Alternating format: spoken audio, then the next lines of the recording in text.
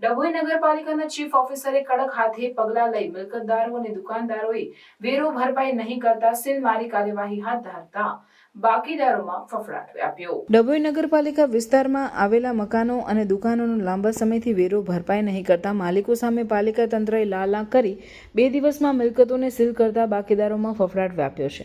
પ્રાપ્ત વિગત અનુસાર ડભોઈ નગરપાલિકા વિસ્તારમાં આવેલી ખાટકીવાડ ખાતે ગુલામભાઈ ખોટુભાઈ કુરેશી મિલકત નંબર 1151 જેના વેરાની રકમ 16,611 જીઓનું નળ તથા ગટર કનેક્શન કાપવામાં આવેલ અને ઇબ્રાહીમભાઈ અલીભાઈ ખાટકીને મિલકત નંબર 1144નો વેરા મિલકતની લેનાની રકમ ₹10,691 બાકી હોવાથી ભરપાઈ નહીં કરતા સીલ કરેલ છે। નગરપાલિકા ચીફ ઓફિસર જય કિશન તડવીના હુકમથી અને કર્મચારી રાજુભાઈ વસાવા, સંદીપ દરજી, કલ્પેશભાઈ શાહ, શિવમ તડવી, કોપિન પટેલ, જલપા રાણા, ચૈતન્ય વસાવા, દર્શના પીઠવા વગેરે કર્મચારી દ્વારા તથા પંચો રૂબરૂમાં ખાટકીવાડમાં આવેલી મિલકતને પંચોને રૂબરૂ સીલ કરવામાં આવી હતી અને નોટિસ બજાવી સદર લગાવેલી સીલ ખોલવી નહીં, તેમ છતાં નગરપાલિકાની પૂર્વ મંજૂરી વગર ખોલવામાં આવશે તો ફોજદારી કેસ કરી આગળની કાર્યવાહી કરવામાં આવશે। મિલકતને સીલ મારવામાં આવતા વિસ્તારમાં ફફડાટ વ્યાપી જવા પામ્યો હતો, ત્યારે આગામી દિવસોમાં અન્ય બાકીદારો સામે પણ કાયદાકીય કાર્યવાહી હાથ ધરાશે।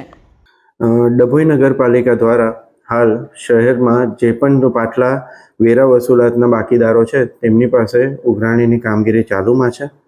હાલમાં આ કાર્યવાહી અંતર્ગત આજ રોજ અમારા દ્વારા સવારમાં 1 સીલ કરવામાં આવ્યું છે અને એ સાથે સાથે બપોર પછી પણ અન્ય સીલની આયોજન છે। હું આની સાથે શહેરના નાગરિકોને આ નિવેદન કરવા માંગુ છું કે આપના પાટલા જે પણ બાકી પડતા વેરા હોય એ તાત્કાલિક ભરી જવામાં આવે, જેથી કરીને કે આપને કોઈ પણ પ્રકારની આ પ્રકારની કડક કાર્યવાહીનો સામનો ન કરવો પડે। જે વેરા વસૂલાત છે એ નગરપાલિકાનો અધિકાર છે। ગ્રામજનોની સુખાકારી માટે કરવામાં આવતા કાર્યો એમાંથી કરવામાં આવે છે। જો એમ કરવામાં ચૂક થાય તો એ ગામજનો માટે પણ અન્યાય વર્તન છે અને નગરપાલિકાનો હક પણ બનતો હોય છે। આજે કેટલા સીલ કરવામાં આવ્યા છે? આજે સવારે 1 સીલ કરવામાં આવ્યું છે અને બપોર પછી પણ અમારી પાસે યાદી તૈયાર છે। 2 સીલની આયોજન અમારે હજુ પણ છે।